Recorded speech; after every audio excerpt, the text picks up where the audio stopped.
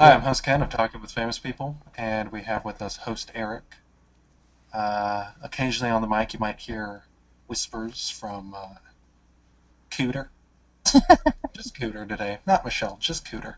Um, so basically, what I was bringing up is that sometimes when Eric has an argument with somebody, or maybe just a discourse with someone,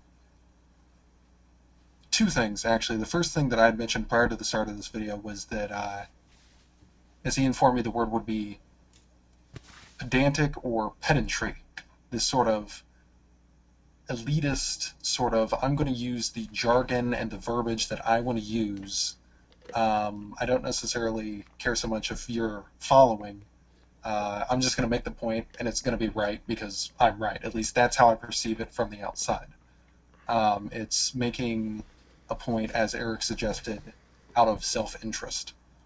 The second thing I was also wanting to bring up was using flippancy to sort of, well, that's not really a valid point. And I'm going all the way back to a conversation he had had with, I think, not host Mark over gun control, I think, at some point.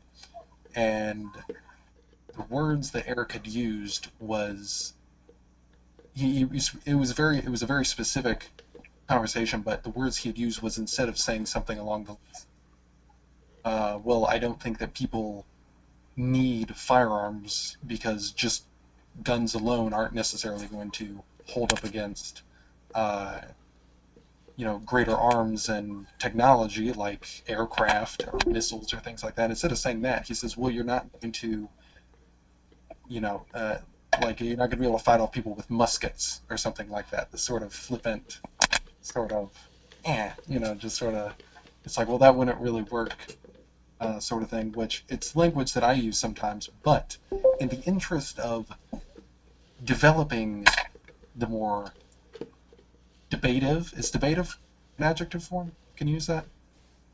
You Maybe. can Let's now. roll with it. Debative. We can now. We just did. In the interest of developing these debative individuals who like to be right and like to argue things in such a way that they feel that they've gotten their point across, uh, not necessarily as clearly as could be, but it satisfies them. In the interest of developing these individuals, I want to ask these questions to uh, try to see if either they have a response to them, or if they don't have a response, maybe they can think of how to better address those issues. So sorry for the long-winded introduction, but I don't know if Eric has I anything didn't he think it wants was to add. long-winded. I think you did a great job and covered all the things that gave all the relevant information. So my answer to the first one about like I guess there's a number of different issues here. One of them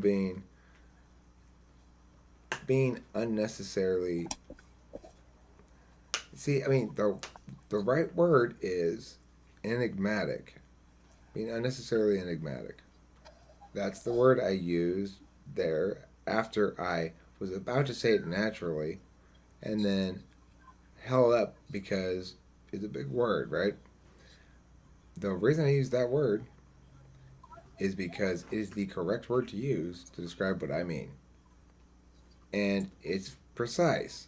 Now, look, that doesn't mean in all cases that I'm not guilty of the thing that I ought not do, and the element of this or the version of this that is indeed worth critiquing, which is there are occasions when,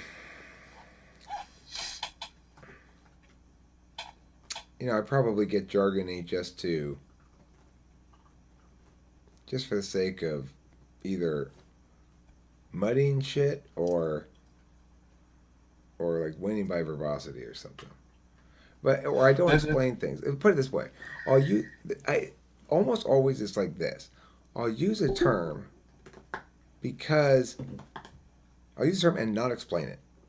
If I really wanted the other person to win, I mean, if I wanted the other person to understand, I would use the term and explain it, or I'd explain it and not use the term. But if I explain and not use the term, I would basically get in the habit of saying, let's take the long way around every time we reference this idea. The thing is, when I say it but don't explain it, it's because I'm trying to win at that moment, and I'm going to take advantage of the fact they don't know what it means. What they and everybody in the world should do anytime they experience a term they don't know what it means, they should ask the other person what it means. I do. Every time somebody uses a term I don't know what it means, I always ask them what it means. It's their burden to do that. So it's like To me, I it felt depends like if it's I had adversarial a, though. My bad. Go ahead. to me, I felt that I had a point because, in the interest of deeper knowledge and getting to the bottom of an issue, not necessarily debate. If you want to win the debate, then win it. But if somebody doesn't ask, I mean, I guess the thing is the way I'm coming at this is twofold, and I feel like I have ground to make an Yep. accusation on the grounds of, uh, like intellectually, if you're in the mindset of you want people to know the issues or whatever issues you're speaking of, and you're wanting people to be more developed, then in that interest, I would hope that you would make it more of a point to explain those things to people, explain what you mean when you're using, sort of higher grade jargon. The other side of this, where I feel like I have less ground, is I'm kind of feeling thing where it's like, oh, well, he ought to know that some people aren't comfortable with speaking up, which is true, but at the same time, it's also the responsibility of those people to speak up, even if they aren't comfortable. Okay. Well, I mean, the thing about that whole idea is the reason we're having trouble with this issue at all is because it plays on two different planes. On the one hand, it plays out as a dialectic thing. That I would love to see the world argue better. I'd love to see the world understand that when they make certain sort of statements, like people make all the time, that if they're not giving us the framing on it, they're not saying anything. Like if I don't even want to go into specifics, but the point is, yes, that's true. And then concurrently, I'm also a player in the game too. I'm not just I'm not outside of it. That's part of my basic philosophy too. Is that when somebody comes in here and wants to play Dance of Dominance with me, I give them the respect of an equal and dance the dominance with them. And I do not. If I were to dance, if I'm gonna let them win or I'm gonna play soft, then I'm not gonna play at all. And that's the thing. There's dance dominance discourse, and then there's actual conversational let's learn shit discourse, and the mood of the group and sort of other shit like that. Maybe my mood or whatever. I don't know. It depends on which one is manifesting in a given moment as to which should be prioritized. So there's actually more than two levels then, because you're also speaking to dominance, which is not necessarily, well, I guess you could tie it into feeling. It is socially oriented. Um, Like Master but Debater, right? Did you read any of those comments of his? I haven't watched those videos or read the comments now. Okay, well, he's a troll who came in and basically because his name is Master Debater, he started doing some trolly shit, like Uh-huh. saying started in with his first initial foray was watched the video and said Zach, who was doing the video, is autistic, and Uh-huh. I'm like that's ridiculous, that's wrong. Um, and then he basically goes, "Well, do you hate autistic people?" And the procession of ridiculous trolliness proceeds from there, right? Except he kind of hit it pretty well with a lot of other shit, Uh-huh. and made some various trolly arguments and such. The point being, it took me a little while to realize, no, he's not a really really bad debater. He's a good troll, you know. Like, I can't tell if this person's a troll or just a feeler type. Because like they're getting offended at stuff, it seems like, but, It turns It's not out even necessarily feeler types. No, I'm not even going to say feeler types. It's something different. It's people who are, because in the instances where it's somebody not trolling, you might think that somebody's trolling, but it might also be that you have somebody just very much stuck in a single sort of paradigm this guy was of, definitely trolling. I mean, for the name, he's named himself Master Debater, right? right. And Yeah, and I that's the get thing. the implicity. Yeah. Yeah, and that's the thing that made me engage him. But of course, that's a great name for a troll because he's positioning himself as someone who wants to engage you and argue with you about shit, but all he wants to do is get a rise out of you. I don't think he Mm-hmm. quite knew what to do with this phenomenon because just because yes, we're talking about you, Master Debater, but he can't be like, see, I got you, I got under your skin because we're talking about a lot of people. That's what we do. Yeah. We're talking with famous people, right? Yeah. Congratulations, Master Debater. Come join us. Famous person, master debater. Right. Yeah. So it makes it kind of hard to troll, you know? Uh-huh. So anyway, the point of that was I forgot how it links into what we were talking about. Well, well, think about it. You had this discourse with master debater. How do you think that would tie into a situation of you have somebody? Maybe you're in an Oh, the argument pedantry thing. thinking, oh, they're just not on the same page as me, so I don't feel like explaining this to them or something like Well, that. I mean, my take on it is I need to be very cautious and make sure I'm accurate about distinguishing between instances where somebody is being contrary or they're trying, like, okay, number 8 came in, right? I don't Uh, know. Are you familiar with any of that? Maybe not. I don't know. A lot of shit goes on around here. I don't expect anybody to be familiar with any of it, including me. Uh, I tune in less to some of your see, and you don't like I the don't even know angry if it is videos. ranty stuff, You don't like but the rant yeah, shit. That's fine. Nobody says you should. Um, I rant. I don't even watch my own rants. I like my rants. If they're particularly snappy, I like them. I like to rewatch them. Some of them.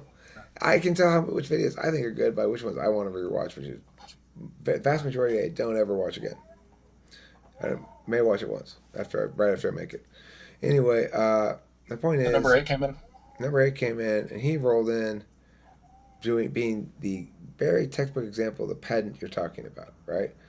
He he explained to us all why, in our lesser minds, we misunderstood some core tenets of things and needed to reevaluate our positions and how Jung was an adequate mind, but me, number 8, you know, it was All right. full of that shit, right? So Uh, he's coming in, not, he may be engaging with the ideas, it's true. If I go in someplace and start saying, that's wrong, this is wrong, this is wrong, that wrong, I may be legitimately engaging with the ideas.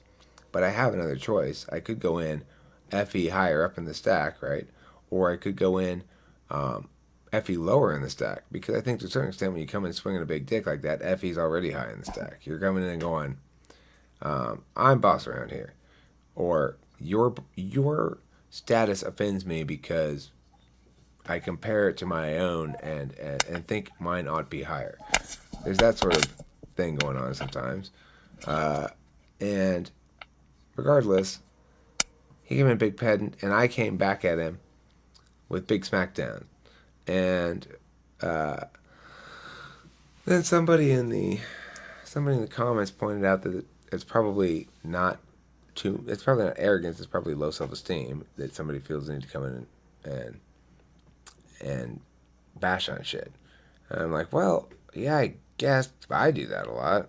And low self-esteem mixed with excitement, possibly, because I've had that before where I've recently digested a new amount of information. Now I'm excited to put it into play before I necessarily understand it in its entirety or understand surrounding things. I just want to fucking put it out there and just test it. So that may have been it too. see, I always read it in the least forgiving light, probably that kind of shit. I see this guy as he's gone in my mind, right? He's in a continuum. He's gone through life doing this to person after person and winning those things. And he really Right. needs to be put in his place. For all I know, this could be the first time he ever did that. And, then I come like a house of bricks on top of him, And I I think guess this wouldn't be the first time. I think he's probably a little taken aback, but he didn't disappear. He didn't shrink into the shadows. However, one thing I tried to make clear in my videos to him and to Master Debater is, hey, you're welcome. Just because you come in hot doesn't mean we can't be friends. I'm okay with that. I, you came in hot is totally fine with me. I'm down to rumble, you know. And if you feel as though that's just boys being boys, you know, so we scrapped, we're cool. I'm the same way. But if you are a my feelings are hurt and they're gonna be hurt for a while, person, then probably you and I are not gonna have a great relationship in general. You know, it's like I hurt people's feelings sometimes. I try my best not to, but I'm pretty rough and tumble.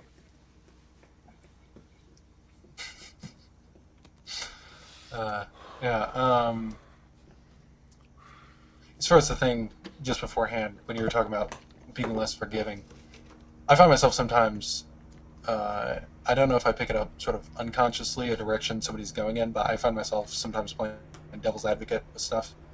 Not necessarily to be like, well, I feel like he, like it's not like I'm coming to his defense. Like this is what I think he was doing. It's more just like I see you come up with something. I'm like, okay, that's a possibility. Here's like an alternate possibility on the other side of it. That's kind of what I'm coming at. Well, I will concede that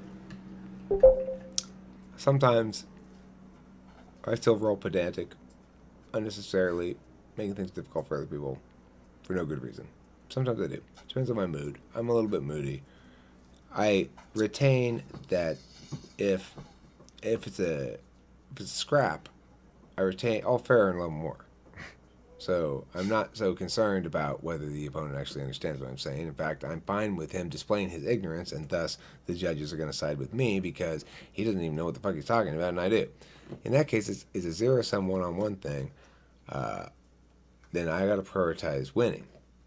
But Well, yeah. Well, would you say that it started somebody coming in hot? It started and identified, maybe not necessarily consciously, but it becomes a social declaration that you need to meet, but the way that you meet it in execution is argumentative and more thinking focused, or rather, debate focused. Did you say that? I mean, I think I need to be a little bit more um, surgical in in my executions regarding those sort of things. It's like I I did a good job with fuckface. The video, well titled, friendly reply to fuckface. I don't know why I didn't bring that up to you earlier. I saw that like a month ago. That video, Yeah. that video is fucking stupid. I hate that video. I'm sorry, with who? Fuckface. I don't even know what his name is. From now, This as far as men, I'm concerned, his name is Fuckface.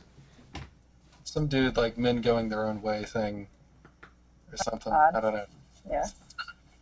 It's like the He international. MGTOW or whatever. Yeah. Yeah, he had The certain degree of I'm going to be generous and call it confidence that I find revolting in a human being. even if sometimes I try to embody it. It typically fails miserably if I try, but it was just that sort of smugness, I guess. I Well, don't even know. I mean, the thing is, there's shitloads of stuff I could bash on him in that for. But what I did this time was be a little bit more surgical in my attack. And it really was because I got saved by a phone call that dragged me away. And it also conveniently gave me a good reason to mention the fact that, in contrast to his central point, which is that ENTPs can't actually do anything, that, I have to go because I have to do something. And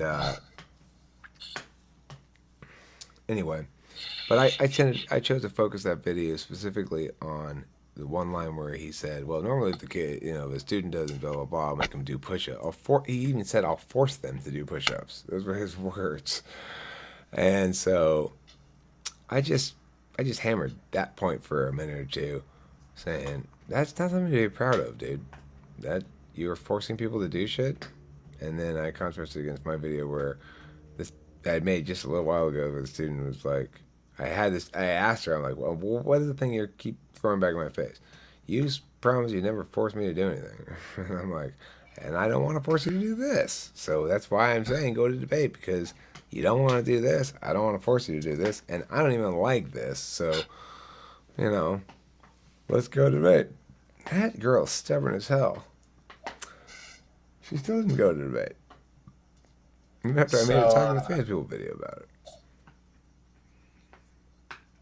what I was going to go back to is that you were saying that you need to be more surgical uh, with things, but I do want to make a point that while it is true, you have your own responsibility to be more surgical. If you think you need to be more surgical, then by all means be more surgical. Uh, to my mind, I'm not expressing this so much for your sake, but just for whoever's listening. To my mind, I have a tendency to put the weight on myself and be like, okay, this is something, either put the weight on myself or put the weight too much on other people. Like, well, they need to shape up or I need to shape up. When I'm looking at things, sort of standing back, I'm thinking to myself, okay, well, part of this is true.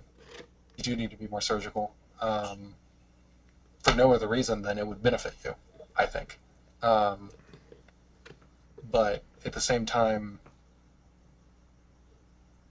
I guess the way I'm thinking about it is, do you think that there's a way, or ways, plural, to go about having, I guess we could classify them as intellectual discussions, or debates, that would foster growth for people to become better intellectuals and better debaters? Well, I mean, see, here's the tricky thing about that as well is because my expertise is a unique kind of thing. It's my expertise is debate, but nobody thinks that's a field that requires any expertise. Everybody thinks they can argue. Everybody thinks they know how to make points, and everybody thinks they could debate. They know what a debate is. They could do it, that kind of shit. Everybody thinks that, right? And so, if I were to position myself as an expert on argumentation and not engage in debate with people really in general, there's a presumption there that is beyond expertise in other areas because arguing with people and making having differences of opinion and resolving them is is a part of everybody's life all the time. So when you claim expertise at something like that, you're saying basically I'm better at being human than you are. I, the thing is, I think that It's not necessarily I'm better at being human, it's a facet of being human. okay, And fine, I'm just saying, if you were to, not necessarily saying that you would or that you should, but if you were to sort of broaden your scope and instead of encompassing primarily, I'm not entirely sure what it is you do in terms of debate. I know there's like tournaments and things like that. But my guess is that there are more forms of debate or discourse one can have than necessarily issues of policy or whatever, even the full scope of whatever you do is. right? Well, I mean, I would love to have to like walk through argumentation chains because that's really I think the best way to understand things. Like I just let me give an example of a conversation I would like to have. Let's pretend that somebody was making the point that yeah, we should be able to search kids in schools, right? And this is the current debate topic, and they're saying because look, they if we start, they can expect to have rights with their school locker and stuff like that. I mean, they have to be there. It's compulsory. And of course, they have limited rights when they're not even allowed to leave the place. So why should they expect to be free from search in a public place like that? And anyway, even if it is an inconvenience for them or something like that, then then well, who cares? Because if they find something like a bomb or a gun, it's going to save a lot of lives, and it's worth it, especially little children's lives. Okay, so let's say somebody's made those arguments. Now, the first thing to note is that the arguments themselves aren't good or bad or anything until and unless somebody wishes to disagree with one of them. They're just standing and to be accepted as true.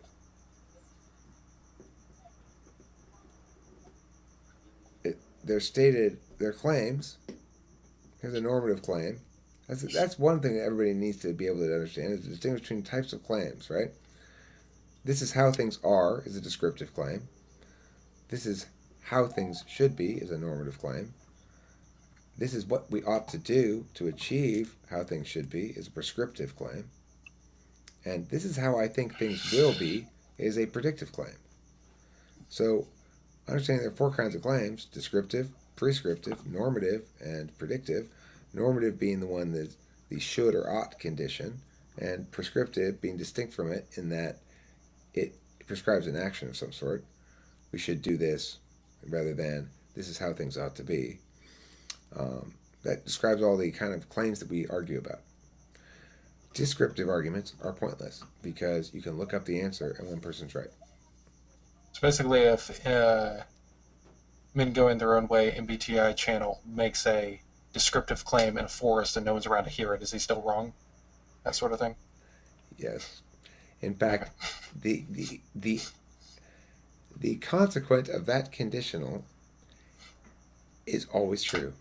The consequent being the back end of the conditional, the antecedent being the front end. And when people use conditional statements like if blah blah blah blah, then blah blah blah blah, they're subject to certain logic rules of logic. Like if for it to be invalid as an argument, or for the truth value of that argument to be false, the first part of it has to be true and the second part of it has to be false. So we're on this little sidetrack. It's like that kind of shit comes up, right? Should I stop and go down and explain every little thing like that? That's one of the challenges I face. So anyway, now that we know there's four kinds of claims, when we look at these arguments, we can start to think about them a bit in terms of what they are. So the first one says, oh, well, we should be able to search kids in school because they have limited rights, because it's compulsory education. That's a descriptive claim. We should be able to search kids at school because we are currently searching kids at school because in the current framework we say they have less rights. That's not a reason to search kids in school, right? It's just a claim about the status quo. Oh, we should search kids in school because kids have to go to school. It's compulsory. They're required to be there. So they already have their rights restricted. So we should have limited rights for them. And that's how it is. Well, that's just a description of how it is in the status quo. That is not a reason to assume that we should search kids in school. Because we're arguing about the status quo. Is the status quo right or wrong? So just describing the status quo is not a reason to think that it's either. Okay? So, like, when you think about argumentation, you gotta think about it like that. And then the second point I said was about the guns, right? Well, if they find a gun or a bomb or something, it's going to save a lot of lives. But that argument, if you look at it, it says this. It assumes, number one, that more searches makes it more likely to find a bomb or a gun. Let's say I have a regular pattern of searching a bunch of kids, but the actual way the bombs and guns are found is because of a tip. There's almost always a tip from another student. I don't need to search anybody except the kid who actually has the bomb or gun, and I get the tip about that kid. More searches will do nothing.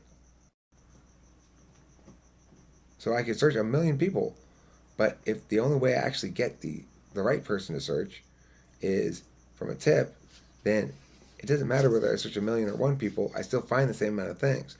The only variable that changes is the number of violations occurring by searches that are of innocent people who ought not have to endure a search. So when you think, do you think it's a argument, case of percentages? it's different than what they presented as. I'm sorry, go ahead, Ken. Sort of going to that, I don't know if we're necessarily getting into that issue too much, but in the vein of continuing what you're talking about, you mentioned, was it the extra searches aren't doing anything because it's mostly tips. Is it always tips or is it mostly tips? And how many cases do random searches uncover potential threats like guns or bombs or things like that? To me, that becomes a statistical issue then, Okay. to then be debated. Okay. But I mean, the thing is this: The point is, it's very difficult to tell, looking Hmm. at any kind of data, if increased searches result in increased safety or increased good. Because even if you have a correlation between an increased number of searches and an increased number of finds, positive hits, you can't be sure, number one, that increased number of positive hits wasn't caused by the increased number of searches in the sense that it provokes some sort of rebellious urge to try to beat that system and people who wouldn't have otherwise brought it to school brought to school. It's a complex system. It's hard to say where the causal links are. Okay? So, because of that, the stats on this sort of thing are going to be impossible to be meaningful. You got to understand that first and foremost. We're not going to be able to tell if more searching can make schools safe in a real way.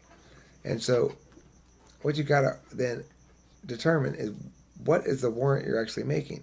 That's not a good argument for searching kids because, um, first of all, like when I say, oh, well, we should be able to search kids easily, what I'm saying is basically in the status quo, we have a reasonable suspicion standard that applies to kids at school. Whereas we have a probable cause standard that applies to everybody outside of school and everybody else in general. So, um, should we use that easier standard, make it easy for people to be searched in school?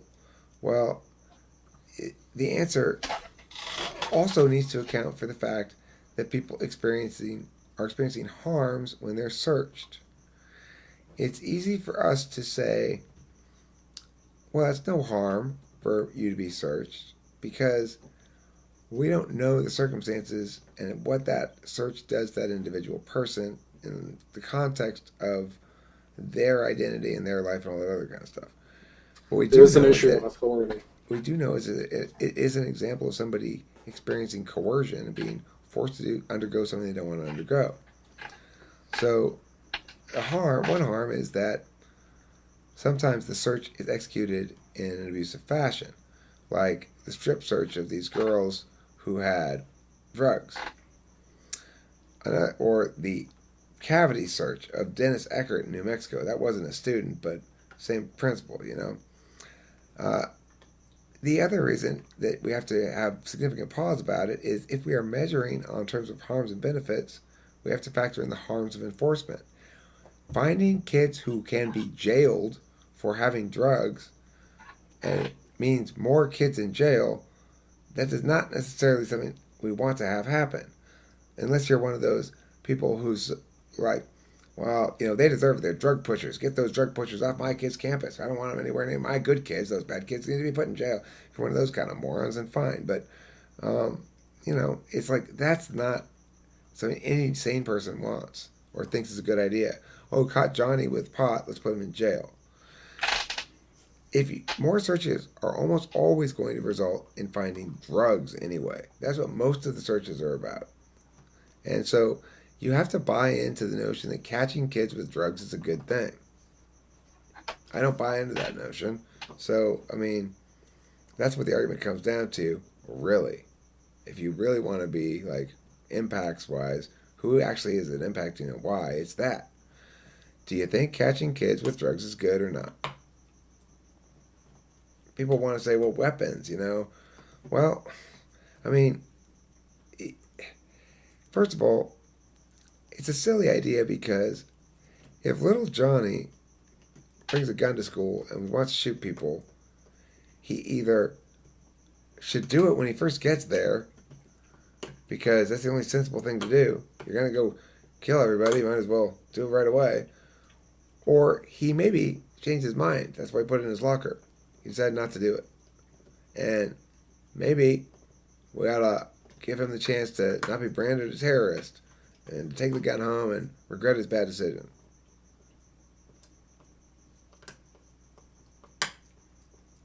Everyone's so worried about what ifs. Well, what if blah, blah, blah, blah, blah happens? That's not a reason to for sure do some harm, right? Well, what if we don't find it and he shoots at the school? Well, your what if, in this instance, may, I guess, justify doing a definite harm. But what if you open that locker and instead of a gun, you find drugs? and now that kid gets expelled from school, and now his life's ruined, and he's in jail and all this other shit. What about that?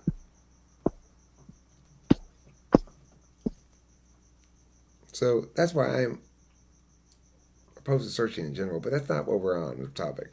The topic is pedantry and whether or not I'm helpful enough in explaining argumentation. The reason it's kind of difficult is it's really complicated.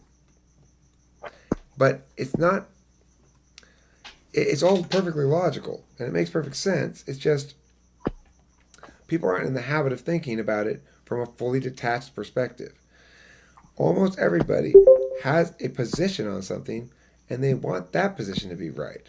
And so they're not accustomed to thinking about their positions objectively, of saying, this is what this is where my position is weak and strong, and it wins against that argument, but it doesn't win against this one.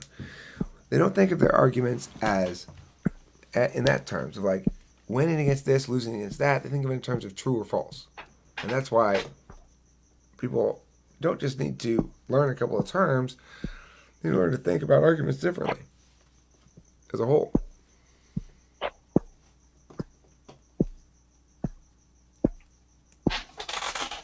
Huh. Um, But yeah, I'm sorry about being pedantic. I'll try not to do that. One thing I was going to notice is that I thought I was going to mention. Hold on, real quick. Unify, are you walking somewhere? Yep. Okay. I hear your footsteps over the What? mic. I told him to meet me at the Denny's in Nebraska. I'm gonna meet him halfway. Okay. He's gonna be there in a couple of days. Um, uh, I did notice that during the conversation, or during your sort of monologue, Spiel. your spiel, you referred to people who are like, get those bad kids away from my good kids. You referred to them as morons. And I guess that sort of targets what I'm talking about when I'm speaking of flippancy, or at least in my mind. Maybe not necessarily flippancy, only that sort of. Do you think that in a, let's go with the word heated discussion or debate or discourse, do you think that ultimately using terms like that, like with, calling someone a moron or saying, well, that's just stupid, something like that, do you think that's something that ultimately is better to try to weed out before you get into the discussion, or afterwards just say it because you're in the mode of discussion, and then afterwards be like, maybe I shouldn't have said that, I apologize for that? Do you think you should get better at apology or prevention? It depends on the nature of the wrongness, but with wrongness like the one I just called moronic, I'm going to go with Lorenz. Shame them is the correct answer. Shame. Because in this instance, you're saying, well, what about somebody who comes in and supports the drug war and supports arresting kids in school for having drugs, and in general supports coercion in response to the discovery of an individual with drug habits? My answer to that is, fuck you. You are immoral and wicked for thinking that your personal belief there, your little metaphysical wrongness, justifies coercion against others. You can coerce yourself all you want about that shit, but keep your metaphysics out of the laws insofar as they fail to protect my rights. So I guess to my mind, I have my own framework that I'm working with, and I'm trying to see if in this particular case it matches up with that. The idea being that when it comes to shaming or something like that, to my mind, what I'm trying to figure out is, I don't think that shaming in every case is something good. In my mind, I'm trying to discern whether or not, because it's bad in a case, it's generally something that shouldn't be pursued. You have to be super What's careful. that? You have to be super careful with it. The thing is, I'm quite precise in general about executing shaming for only some things and definitely not others. So shaming goes in place when I see somebody as supporting the violation of another human being. And so if you support the drug war, you support the violation of another human being. You may not understand that yet, but that's because people haven't framed it correctly by responding with shocked outrage and shame on you. If you supported the stomping of kittens for fun, people would say shame on you. If you support the incarceration of people for doing as they are, as natural law entitles them to, which is exercise their rights to do as they wish with their bodies, if you support incarcerating them for doing drugs, then it's no better than supporting the stomping of kittens for fun. And it deserves to be called out as bullshit, and it is shameworthy. Now, if you disagree with me on some specifics of some policy thing or whatever like that, or, I don't care. It doesn't matter. It's not an issue that has any real impact. When we're talking about something as so brazenly awful and clearly one-sidedly concrete in its moral conclusions as the war on drugs, then yeah, you don't get to that wrongness doesn't escape uh, a few whacks with a shaman stick. So what if you ever use a shaming stick on something maybe not as concrete as the war on drugs? I have. I'm not saying that. Because I'm not advocating never using shame or sort of downspeak, as I would also relate to it as. It's not so much that I'm advocating against it, it's that, to my mind, I see plenty of situations where somebody uses shame and then there's no follow up qualification or they overuse it. Uh, I may be guilty of that. I think an important distinction additionally needs to be made. But that's the highest level of shame where you shame the person, which I mhm. did for a wrongness, and it has to be an epic wrongness like that. If you support the drug war, you get both barrels in the fucking face, and you like it, bitch. Now, if in contrast, I just think you're really wrong, I might shame your arguments and not make it about you at all. In which case, it might still sound like shame to an FE evaluatory mechanism, but TI knows it's not shaming the individual. And so it's up to the individual then to be mature and be able to distinguish between the two. So that is a requirement that I have to sort of allow myself to assume. Like I have to be able to assume that you're able to make the distinction between me shaming an argument and me shaming the person. If I do shame the person and I've shamed it for inadequate justifications, then I need to be shamed in return because I've done wrong. So And if to this isn't to continue.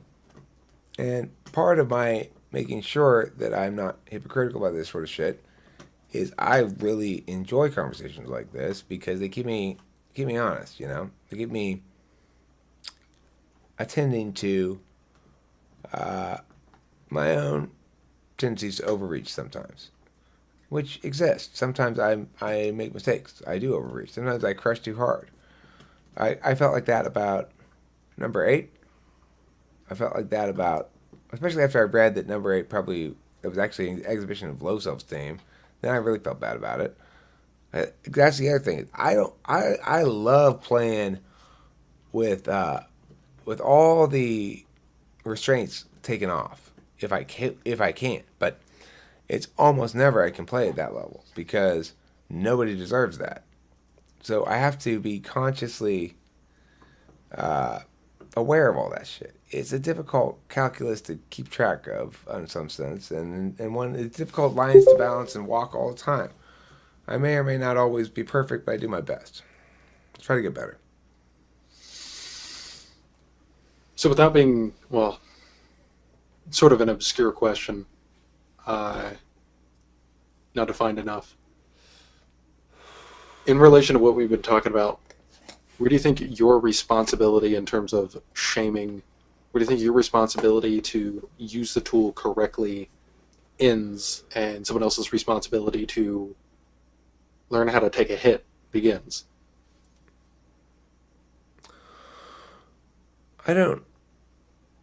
I don't ascribe that responsibility onto others. I would say that if they want to come and swing in, then this is the opportunity for them. If they aren't able to take a hit, then this is their opportunity to realize that this is not for them. They should So to your not be mind, able it's to smack. predicated on their assertion I or mean, their I don't go hunting aggression. much anymore, right? Almost none. You protect your cave. I'm not even doing that. I'm just saying. See, this is the thing. It's like people come to scrap, and I'm down to scrap. And I mean, I don't take it. I don't take any of this shit that seriously. But I do understand that people's feelings are attached to things, and I have in the past experienced plenty of occasions when something like somebody smacking me out on the internet would resonate and sting for weeks. I think about it a lot. I know what that feels like. I'm not. I'm not trying to do that to anybody, but I probably do. You know, I don't know what to say about it. There's some natural consequences people have to be allowed to experience. If you come in swinging a big dick and you actually got a little one, then you're gonna get smacked down by me. You know, you create the good thing about these kind of dicks is they can grow. So you can grow yours more, and when you come back, maybe you'll be more capable of swinging it around, right? Because right now you're swinging it like it's a club, but it's not doing any damage because it's just Damage. What is this? A role playing game? it's a limp noodle. Ah. Yeah, Lorenz's helicopter dick a whale. that's one of my favorite techniques, Lawrence. It's one of my biggest defensive moves. It comprises a complete shield of my whole body that way. It's remarkable. Uh, I actually prefer the lasso technique myself. Now I was going to say, so the whole shaming thing, and by referring to that as a sort of tool as we have, do you think in a way you were talking about? I guess we were sort of talking about people taking the hit. Do you think that that's also a way of not necessarily creating better debaters, but in the same way that you would want somebody to become more developed intellectually it's or necessary. verbally It's necessary? necessary. I see it in the debaters all the time at school, right? It's Mhm. got to be real. If there aren't any real outcomes, for the debaters, it's a cute and simple and nice. Acute, not not cute, but acute, simple and nice. And it's that if you're a 12-year-old boy, you don't want your 12-year-old girl opponent to embarrass the shit out of you. There's nothing less in life than you want than that. It is your worst fucking nightmare. Oh my god, Julie, who sits near me in this other class, she schooled the living shit out of me in that debate tournament the other day. I was crying after the round and she was laughing. That's your worst fucking nightmare. So those kids have powerful intrinsic motivation not to let that happen. If you don't experience any consequences, what if I have a leak? You mean like somebody leaks our case or something? It's okay. Doesn't matter. Right? Because the reason is you have a finite amount of time to spend on casework. There's infinite amount of possible casework that could be done. So we know our cases really well. In fact, our cases right now are fucking slick. Because what we're running is we're going to turn. Nobody else is going to be doing this, I bet either. We're going to turn it. I'm going to say my kids are arguing this for AF. Probable cause and reasonable suspicion are both standards applied by judges in courts to determine the admissibility of evidence. They are not standards that direct individuals within the school system or in a law enforcement setting how they must search. In fact, the school can choose to search with a reasonable suspicion standard, knowing that the probable cause standard will be applied in courts, and this can allow teachers and administrators to successfully search kids and take the dangerous contraband from them without landing them in jail as well. So it's a way for schools to prevent they're protecting kids and keeping them from safe from resulting in law enforcement's aggressive overreach from seizing these children and throwing them into the slammer. And that's the opposite way anybody else is going to argue, and it's going to throw a wrench into everybody else's plans. They're going to be like, what the fuck are we going to do now? Everybody else is arguing probable cause means fewer searches. We're arguing probable cause means the same amount of searches but no jail. Yeah, Unify, what up?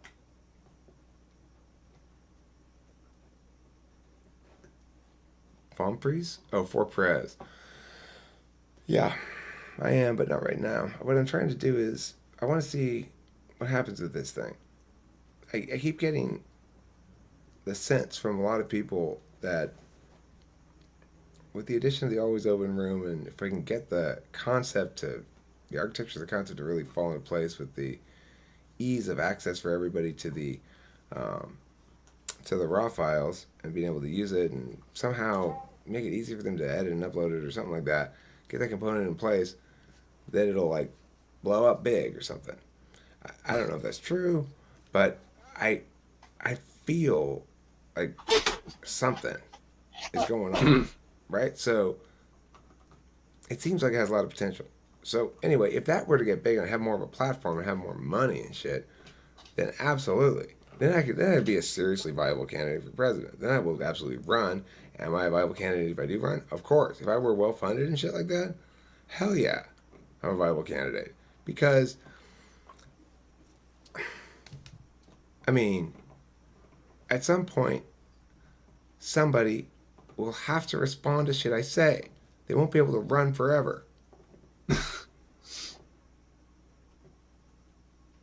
You'd That's the be problem. Is right arguing now politicians policies and just you'd actually run. know what they would mean. But can you win?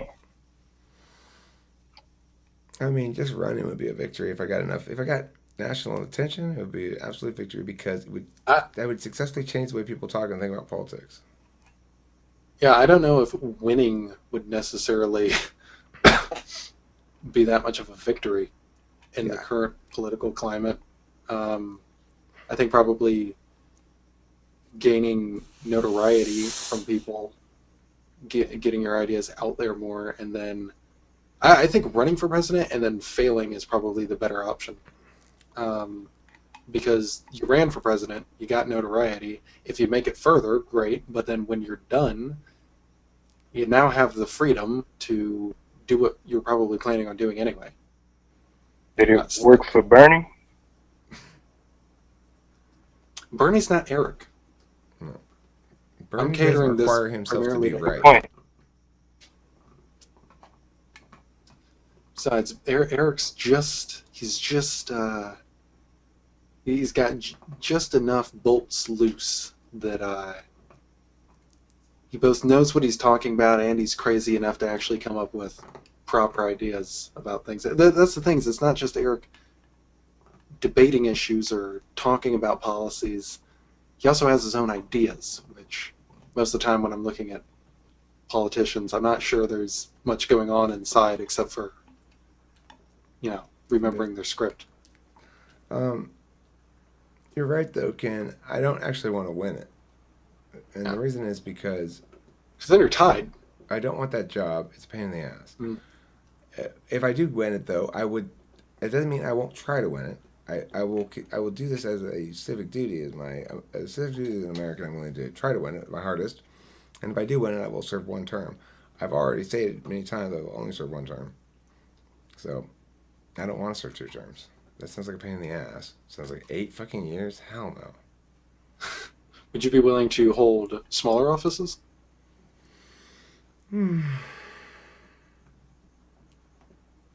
Governor maybe, executive. I don't want to be a legislator because that requires the whole thing is going to require a lot of time, right? Mhm.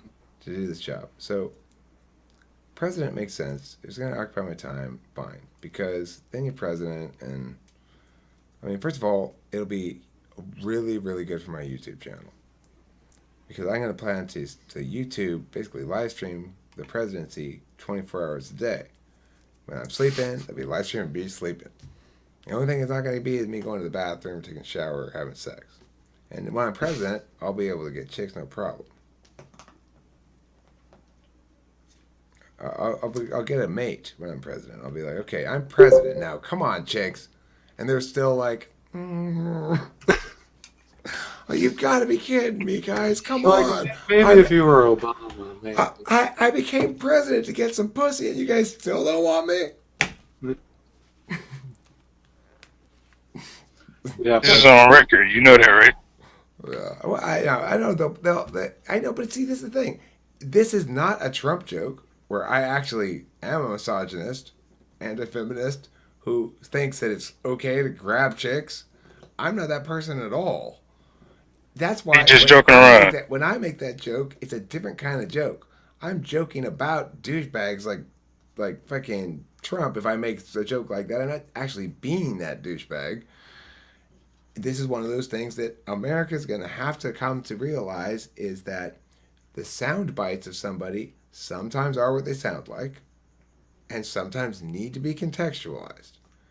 And the great thing is, no matter what you think of me, if you hear somebody you don't like it, you can hear all the words from me you want on Talking with Famous People. More host Eric than anyone could ever possibly need or want. So, All the I mean, videos give Eric an advantage, which is that he has a human quality. He's not I'm unreachable. not hiding. I'm not hiding. You know who I am. This is the thing. That's why I'll be able to tell the voters too. You know who I am. In fact, I will live stream this whole fucking campaign. I have nothing to hide. I'm not trying to have secret meetings where I'm making secret plans in the background. See, what if you win? Then I will serve my one term, so like just like I said, and I'll do my one term. I'll get through my 4 years. It'll be boring, but whatever. But a lot of detail work, you know. I hate details, but I'll do a good job. Don't worry. I'm a patriotic American. I will do a good job. I'll end up having to compromise a lot more than I want, but I'll promote the issue of rights and liberty. I'll try to constrain the government as best I can. I'll try to cut taxes as best I can. I mean, obviously, I'm not the legislature. I can't issue legislation, but I sure as hell will veto a lot of shit. I'll tell you that. I'm going to pardon all kinds of people. I mean, people who have been in prison based on drug war stuff, you're going to see a mass pardoning. I might lose a lot of votes. I don't have That might gain a one lot of them. term. Unify one term. Once I'm done with my one term, I'm done. Just saying. I don't need to concern myself about voters after I'm elected. Good point. Oh, you guys don't like it? Well, oh well. The thing is, guys, you're gonna have to trust me here. If you were disliking things that hurt people that I was doing, then that would be good of you. But you're disliking things that scare you. That's bad of you. And here's why. And I'll give a big scoldy lecture. Give the country a big scoldy lecture about why I'm right. Now, look, if you want to hate me later after knowing my presidency, fine. Just know I'm doing the best I can. I'm not trying to be extreme or anything. It's just that idea is really fucked up, and I'm not fucking signing the legislation. Hell no. I don't care if everybody in the country wants it or not. They are all wrong. And I have given you the proper arguments as to why it's wrong. I have not received any. There's a population of 300 fucking million people out there, adults, who could potentially respond to this with an actual warrant, claim, and impact, and not a single one of you has successfully countered it. You cannot possibly expect me to support this bullshit. It's that simple. If you think I'm making bad policy decisions, you better win that argument. Otherwise, get the fuck out of my face. I want to see that on a plaque somewhere. You can just in quotes. You cannot seriously expect me to support this bullshit. You know, President Eric Strauss. Well, I tell you this, the country will get used to an honest president who says what he thinks, and not trying to fucking, be all smushy all the time. Now you make me think it was kind of interesting. Now I'm back on the presidential enthusiasm train. It waxes and wanes.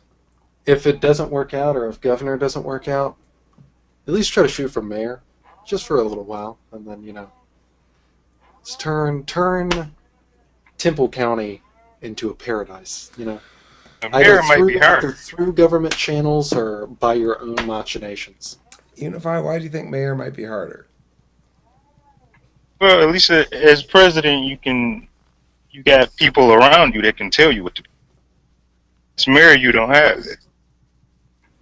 Right. Well, But Eric has talking with famous people. He has people everywhere to tell him what to do. Oh, us? Okay. Mayor doesn't have any resources to deal with, really. Right. The thing about president is it's got this whole ridiculous mystique around it. Like Secret Service agents trompsing around beside you. This thing of like, that guy's the most powerful man in the world. It's got that shit going on.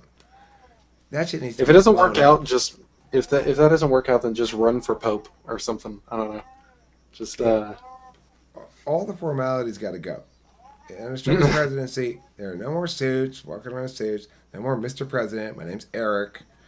Fucking no more Secret coddling dictators. Service.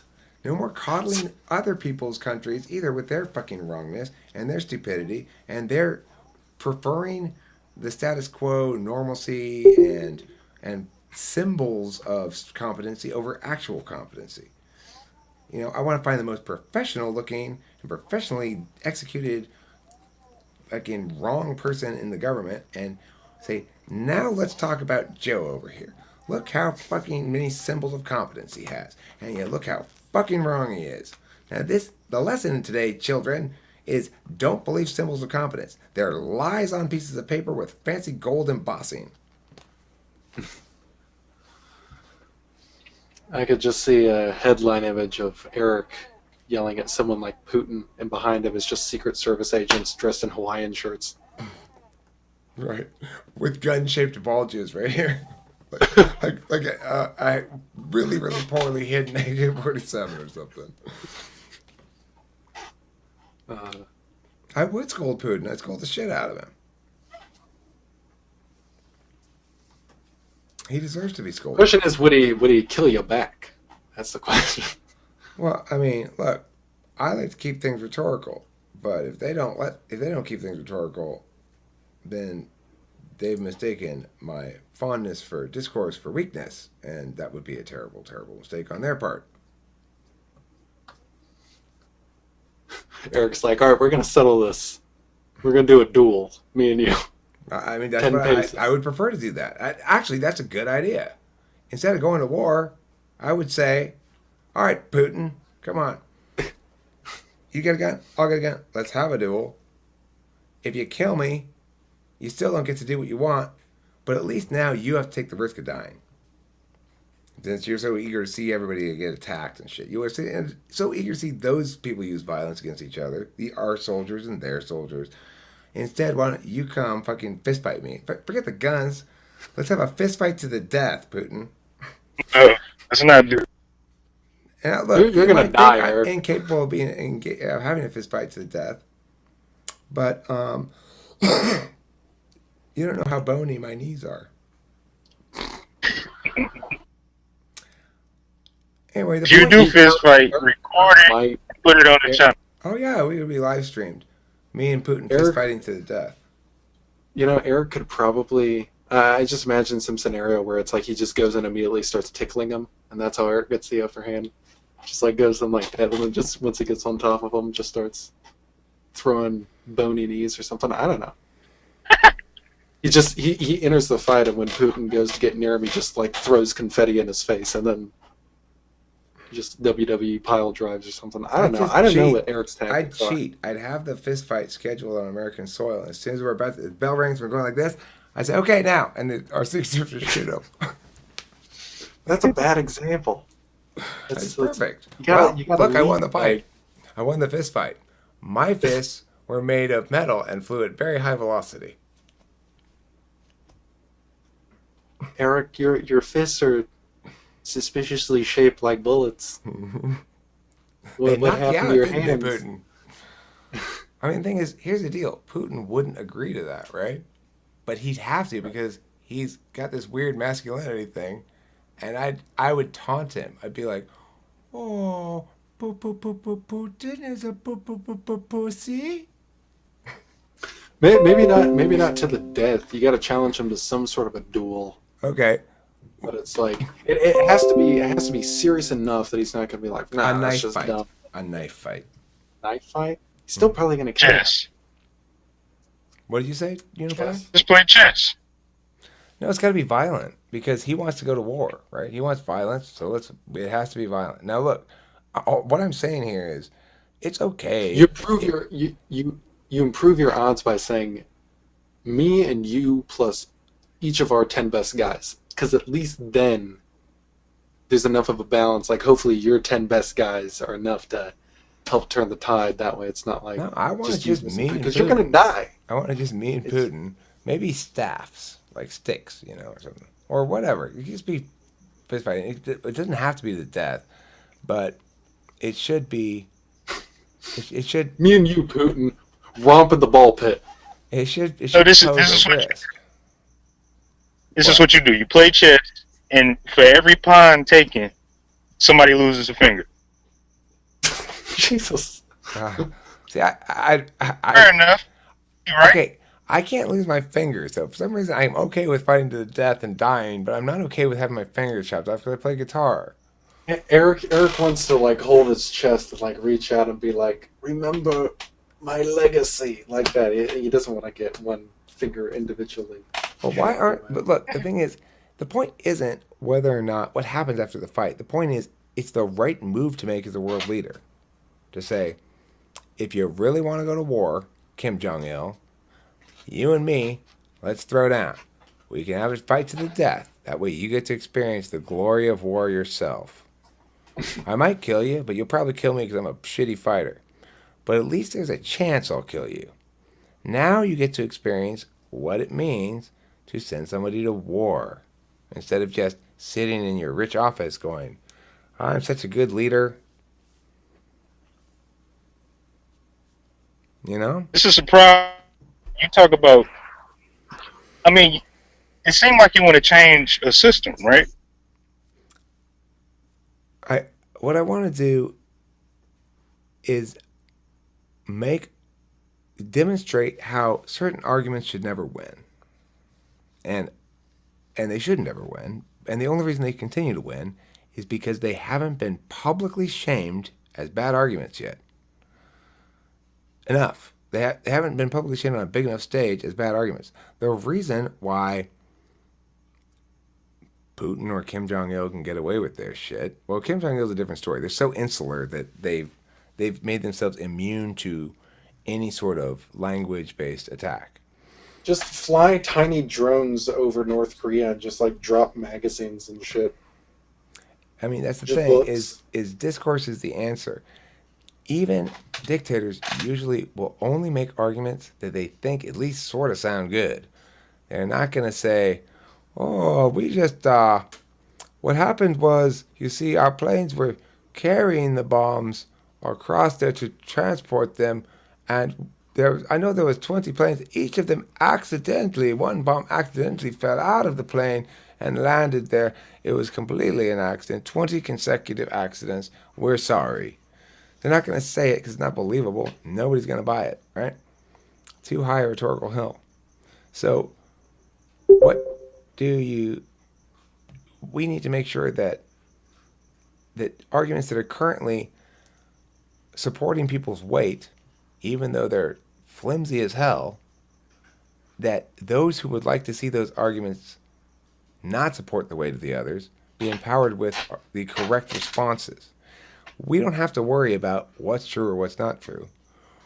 Argumentation takes care of that itself.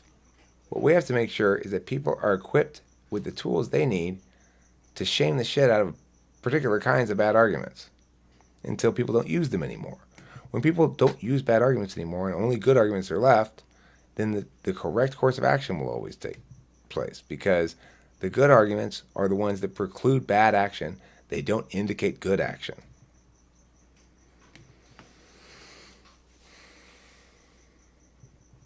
What about here in America?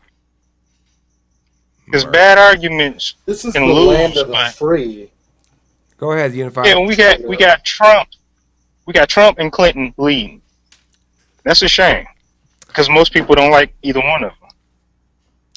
Right. So bad arguments here clearly won. Well, this is a slightly unique example in that it's kind of like the good argument's been suppressed because the party system, the two-party system, it fights tooth and nail to prevent the best arguments from ever reaching the American populace's ears. That's why libertarians aren't allowed in the debates. All the big events, the big news coverage, they disallow voices that explain arguments correctly. They don't have to. Those voices are available, but they're trying to cling to power. Now, this is not a warrant I use very often, which is there's a conspiracy to keep out the truth. But there is. The thing is, it's not a conspiracy to keep out the truth according to these people. according to those people who are in the party system, first of all, they don't even know that they don't know about argumentation at all. They don't even know that they don't know about political policy at all. They don't know that they don't know why they believe this and not that. And they're unaware of the fact that all their predictions are no better than random to come true in most of their policy areas where they're making policy prescriptions. So it's understandable on some level that what one who does understand those things would deem a conspiracy takes place, but it's actually a naturally occurring group movement to suppress truths that threaten the whole foundation of a set of beliefs and cause it to collapse, and leaving them nothing in return to it. There's a natural resistance towards that. But the problem isn't the natural resistance, it's the structural prevention of the arguments gaining equal footing on a public marketplace of ideas. That's what has to be addressed. There needs to be a legal mechanism that forces the libertarians to be allowed into the debates. That would be the best solution available. Makes sense. Just release the UFO files, please. I want my own alien. I'm sure we're all going to want aliens. That's why they haven't said it any longer. That's why they haven't told us about I mean, it. I don't believe I don't believe in UFOs just to shut people up who do. Just release it all. No, Eric needs his own alien, and when he gets his own alien from the presidential office, he needs to broadcast a sitcom called Me and Travis. Travis the alien. And it's like him trying to get Travis to do like Earth stuff, like, come on, go bungee jumping, and he's like, I just want to go back to my planet. And Eric's like happily shoving him off, and we're just having great times. And the end of the series is it's not even broadcast because it's just aliens showing up and just nuking this fucking planet. That's pretty much how that would end. It's just like, okay, yeah, we understand Putin, Kim Jong-un, but seriously, there's something wrong. Like, we were going to let you guys go, but then that Eric guy got in office and had to shut the shit down. Well, I definitely want to find out all the big secrets, and I'll definitely release them to the public. I mean, I am opposed to government secrecy 100%. It's our government. We're citizen democracy. Why shouldn't we know what the fuck's going on? What about taxes? Well, I mean, because there's a certain percentage of taxes we just don't know where they go. I mean, to the extent that there's secret information that's remotely of interest to the citizens who comprise the citizen democracy and the taxpayers who comprise the only source of the government's income, I will make that information available for sure. I don't know the answer now. I'm not president. You got my vote. You got my vote. Thanks, you vibe.